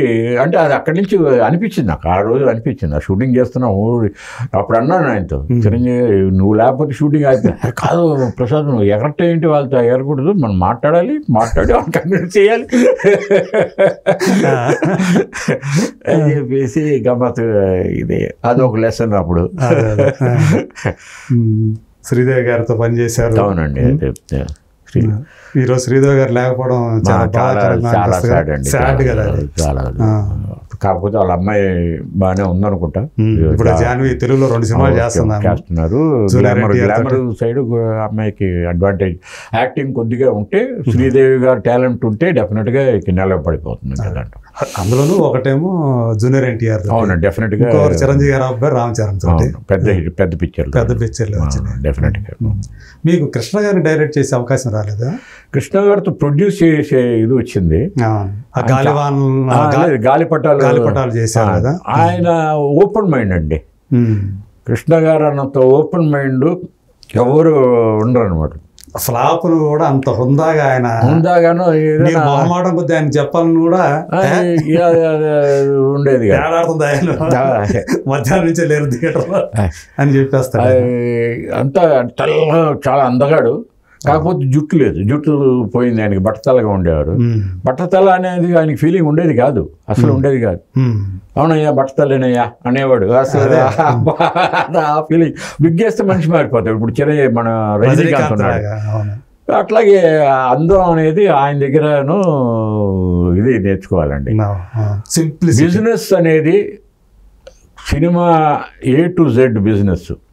ఇవి ఏ పిక్చర్ ఆయన పిక్చర్ అనే కాదండి, ఏ పిక్చర్ ఎక్కడ ఎంత కలెక్ట్ చేస్తుంది. ఏదో పల్లెటూరు చెప్పేవాడు, ఆ పల్లెటూరులో 1000 రూపాయలు అంటే ఆ కలెక్షన్. ఆ పిక్చర్ అనేవాడు, అది 1000 రూపాయలు ఆ కలెక్షన్. అది ఆ రోజుల్లో 1000 అంటే పెద్దదే అది. సరే, ఏ థియేటర్, ప్రతి థియేటర్ ఆయనకు తెలుసు అండి. ఆంధ్రప్రదేశ్లో ఏ థియేటర్ ఏ మూల ఎక్కడ ఉందో అన్నీ ఆయనకు తెలుసు. అది కరెక్ట్గా అదే చెప్తూ ఉంటారు. అన్ని నోటెడ్ అంత బిజినెస్. నాకు కృష్ణ గారి దగ్గర అది ఒకటి, అన్ని పర్ఫెక్ట్ బిజినెస్లో ఎవరు ఏ పిక్చర్, ఏ హీరో ఏ పిక్చర్ ఎంత కలెక్ట్ అయిందో ఆయనకి అంత ఆయన అంత పర్ఫెక్ట్గా ఉండేవారు. దానికి ఆపోజిట్ మనకి శోభన్ బాబు గారు. అందరితో చేసే అవకాశం, అదృష్టం నాకు దొరికింది. ఏది పట్టించుకునేవాడు కాదు. బిజినెస్ అనేది నాకు సంబంధం లేదు, సినిమా మిగతా విషయాలకు సంబంధం లేదు. నా నటన, నా యాక్టింగు, నా డబ్బు, ఈ మూడే ఆయన చూసేవాడు. ఈ మిగతాది అసలు సంబంధమే లేదనమాట. ఎందుకని అంటే మిగతా వాళ్ళందరూ కూడా తన తోటి స్టార్స్ కానీ, తన ముందు స్టార్స్ కానీ అందరూ కూడా రామారావు గారి దగ్గర నుంచి అందరూ కూడా ఇక్కడికి హైదరాబాద్కి వచ్చేసినా కూడా తను మాత్రమే ఎందుకని మా చెన్నైని అంటి పెట్టుకుని ఉండిపోయారు, తను రాలేదు ఇక్కడికి ఎందుకని అంటారు? అది కూడా ఒక విచిత్రం అండి. ఆయన గురించి చెప్పాలంటే, ఆ రోజుల్లో ఆర్టిస్టులు కానీ, ప్రొడ్యూసర్స్ కానీ, ఎవరైనా సరే టీ నగర్ కానీ, ఆ కోడంబాకం ఏరియా ఈ మధ్యలోనే ఉండేవారు. ఈయన అప్పుడు ఆర్టిస్ట్గా ఎదుగుతూ, నేను ఇక్కడ ఉండను, ఈ ఏరియాలో ఉండను అని దూరంగా వెళ్ళి, అది పేరు మర్చిపోయాను యాక్చువల్గా, అన్నానగర్ అనుకుంటుంది. అన్నానగర్ దగ్గర ఎక్కడో అక్కడ అడవిలాగా ఉండేది. అక్కడ ఇల్లు కొట్టుకుని అక్కడ ఉండేవారు. ఏంటి అని అంటే, ఆయనది ఒక టైప్ ఆఫ్ బిజినెస్ అనమాట. ఇది నేను ఇప్పుడు కొన్నాను, 10 రూపాయలు కొన్నాను ఈ స్థలం అనుకోండి, ఇది ఒక 10,000 అవుతుంది ఒక 10 సంవత్సరాల తర్వాత. నేను 10,000 పెట్టి ఇక్కడ ఎందుకు ఇన్వెస్ట్ చేయాలి?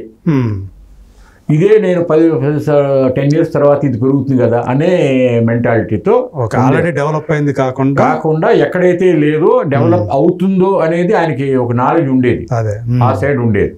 సో అది అటు చేశాడు. ఆయన అనుకున్నట్టే ఆ ఏరియా కూడా పెరిగిపోయి బ్రహ్మాండంగా అయిపోయింది. అదొకటే వదిలేసేయండి, చెన్నైలో ఆయనకున్నంత రియల్ ఎస్టేట్ ఎవరికి దగ్గర లేదు. ఎక్కడెక్కడో మూలలో కొన్నాడు, అవన్నీ ఎక్కడో ఇప్పుడు పెరిగిపోయి బ్రహ్మాండంగా. అందుకని ఆయన మెడ్రాస్ వదిలి ఎక్కడికి వచ్చేవాడు కాదు. వాళ్ళ పిల్లలు కూడా, అంటే కొడుకును కూడా ఫీల్డ్లోకి రాకుండా అది చూసుకున్నాడు. అది ఎందుకని ఆయన అంత ఎవేగా ఉండి పెడతాను, నేను మాత్రం చాలేక నా కుటుంబం ఎవరు కూడా వద్దు అంటే ఆయన అదే ఆ బిగినింగ్ నుంచి ఆయన చెప్తున్నాను కదండి. అందరూ ఉండే ప్లేస్లో ఎవరైనా ఉంటారు కానీ నాకు ఇది వద్దు, నేను అక్కడ ఉంటాను అనేసే మెంటాలిటీ, ఒక డిఫరెంట్ టైప్ ఆఫ్ మెంటాలిటీ. ఇది డెవలప్ అవుతుంది, నన్ను కావాలంటే ఇక్కడికి వస్తారు, లేదనుకుంటే వదిలేస్తారు. బట్ ఈ స్థలం నాకు పెరుగుతుంది కదా, అన్న ఒక థాట్తోనే ఉండేవాడు. బట్ ఆయన అనుకున్న క్యాలిక్యులేషన్ అది పెరిగింది. డెఫినెట్గానే ఆయన సక్సెస్ఫుల్.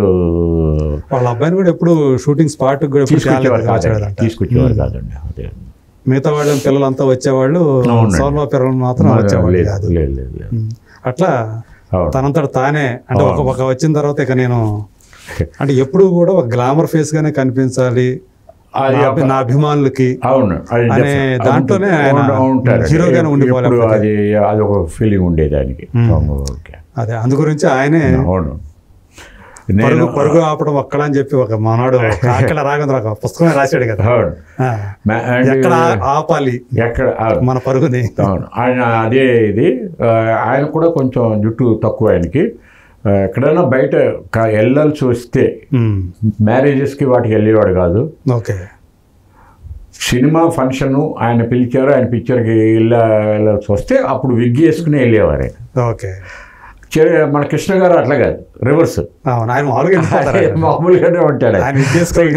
ఇట్లాంటి చాలా గమ్మత్తుగా నాకు లైఫ్లో అందరినీ చూశాను. వీళ్ళందరినీ చూశాను, నాగేశ్వర గారిని చూశాను. ఆయన అంతే ఓపెన్ అయ్యేది. అట్లా డైరెక్ట్ చేశారు. అవును చేశాము, అది అయిపోయింది. అదే. సో ఈరోజు చూసుకుంటే ఆ నలుగురు కృష్ణరాజు గారు కూడా లేరు. అవునండి, కృష్ణరాజు గారు కుదరలేదు అనుకోండి. నాకు చేయాల్సిన అవకాశం వచ్చింది కానీ అది వర్కౌట్ కాల అప్పుడు ఆ రోజుల్లో. సో ఈరోజు మోహన్ బాబుతో కూడా చేశారు. అవును, 2 పిక్చర్లు చేశాను మామూలుగా.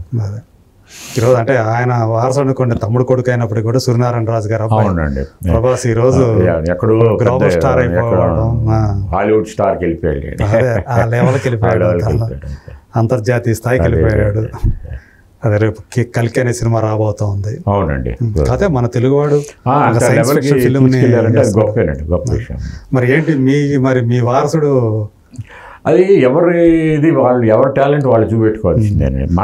ప్రకాష్ సత్యప్రకాష్ అతను 4 పిక్చర్లు చేశాడు. 4 పిక్చర్లు చేసిన తర్వాత ఇక మీ నాన్నగారు పేరు పెట్టాలని పెట్టారా తనకి? ప్రకాష్ పెట్టాం, సత్య అనేది పెట్టి సత్యప్రకాష్ మేము పెట్టాము. తాతిరేని సత్యప్రకాష్ అనేది అట్లా ఇది. అతని మా సపోర్ట్ కన్నా కూడా నీ టాలెంట్తో నువ్వు ఉండాలి, నీ టాలెంట్ ఉంటేనే పిలుస్తారు. ఇప్పుడు ఒక పిక్చర్కి అయితే ఓకే, 2 పిక్చర్కి అయితే ఓకే, 3వ పిక్చర్ 4 ఇంక నీకు మెరిట్ ఉంటేనే ఎవరైనా పిలుస్తారు, లేకపోతే పిలవరు. అది నువ్వు చూసుకోవాల్సిందే నీ లైఫ్ అని చెప్పి. అంటే ఇప్పుడు అతను ఏదో పడుతున్నాడు, అతను కింద మీద పడుతున్నాడు. ఇప్పుడు వెబ్ సిరీస్లో లైన్ ప్రొడ్యూసర్గా భవ్య వాళ్ళతో ఏదో మొదలు పెట్టారు. అయిపోయింది అది కంప్లీట్. భవ్య క్రియేషన్స్తో ఆహాలో వస్తుంది అనుకుంటా అది. నెక్స్ట్ ఏదో వస్తుంది, అది అతనే డైరెక్ట్ చేయబోతున్నాడు అని చెప్పాడు వెబ్ సిరీస్కి. అది మరి మీరు తెలుగు సినిమాలు నన్ను పిలిచేవాళ్ళు ఉండరండి తెలుగులో. ఎయిడ్స్ ఫ్యాక్టర్కి పిలవరు. చేసే యంగ్స్టర్స్ కూడా బాగా చేస్తున్నారు, బ్రహ్మాండంగా చేస్తున్నారు, వాళ్ళు ప్రూవ్ చేసుకుంటున్నారు. I'm happy. ఎవరు ఎక్కడ ఉంటే ఎవరికి ఎక్కడ రాసి ఉంటే అక్కడ ఉంటాం. అదే తెలుగు దర్శకులు కూడా అవునండి ఏ స్థాయికి వెళ్ళిపోయారు జరుగుతుంది. సో అది మనం వెళ్ళి నాకు రోల్ ఇవ్వండి, నాకు ఇది ఇవ్వండి, సినిమా ఇవ్వండి, ఛాన్స్ ఇవ్వండి పరిస్థితి కాదు కదా. అది కాదండి. వెల్ సెటిల్డ్ అయినా మీరైతే? నేను సెటిల్డ్ అండి, వెల్ హ్యాపీ లైఫ్. మీ మొత్తం ఎంతమంది పిల్లలు? సత్యప్రకాష్ను మా అతని సిస్టర్ అట్లాంటాలో డాక్టరు. ఆవిడ అక్కడ సెటిల్ అయిపోయింది బాగా. అమ్మాయి అబ్బాయి. నాకు అమ్మాయి అయితే అట్లాంటాలో ఉంటుంది. సో అబ్బాయి అయితే సినిమా ఫీల్డ్ ఆయనకి సినిమా ఫీల్డ్ తప్ప ఇంకే వద్దన్నాడు. నేను అదే చిన్నప్పటి నుంచి ఇంకా సినిమా ఫీల్డే అనుకున్నాను. ఇంక బయట ఇంకోటి చేయలేము మేము, దీంట్లోనే ఇంకేమైనా ఉంటే చేయగలుగుతాను తప్ప. అదే పద్ధతిలో అతను ఇప్పుడు డైరెక్షన్ గ్యాప్ వచ్చింది కాబట్టి లైన్ ప్రొడ్యూసర్గా ఉన్నాడు. మళ్ళీ వస్తుందేమో ఇది ఇదే ఫీల్డ్లోనే కంటిన్యూ అవుతాడు. ఇప్పుడు నేను ఆ రోజులో తెలుగు పోయింది అనేసి కూర్చుని ఉంటే హిందీ డైరెక్టర్ అయ్యేవాడిని కాదేమో. అది పట్టుకో, మనం మా పట్టుదలతో మనం ఉన్నామంటే డెఫినెట్గా ఒకరోజు మన మెరిట్ని చూసి ఎవరో పిలుస్తారు, ఆ పిలిచిన దాన్ని బట్టి మనం చేసుకుని. మొత్తం అంటే మీ ఫిల్మోగ్రఫీలో మొత్తం సినిమాల సంఖ్య ఎంత అయి ఉంటుందంటే? ఎంత మీ ఫిల్మోగ్రఫీలో ఎన్ని సినిమాలు ఉంటాయి? నేనండి టోటల్ 70 అండి. 70 చేసి 70 అందులో ఎక్కువ హిందీ ఎక్కువ 40 ఫిలిమ్స్ హిందీ అండి. అది హిందీలో 40 films Hindi, 25 films Telugu, 4 Bengali, 1 Marathi, 3-4 serials ఇట్లా జరుగుతాను. చాలా సంతోషం సార్. చాలా సంతోషం ప్రసాద్ గారు. అట్లాగా మీరు ఇంకా మరి ఎన్నో మీ వర్క్ అయితే చేయగలిగినంత వరకు చేయాలని ఉందండి. మరింత సుదీర్ఘకాలం ఆరోగ్యంతో ఉండి మీ పని మీరు ఏదైతే మీకు ఇష్టమైన పని ఉందో ఆ డైరెక్షన్ చేసుకుంటూ ఉండాలని మనస్ఫూర్తిగా కోరుకుంటూ థ్యాంక్ యూ సో మచ్.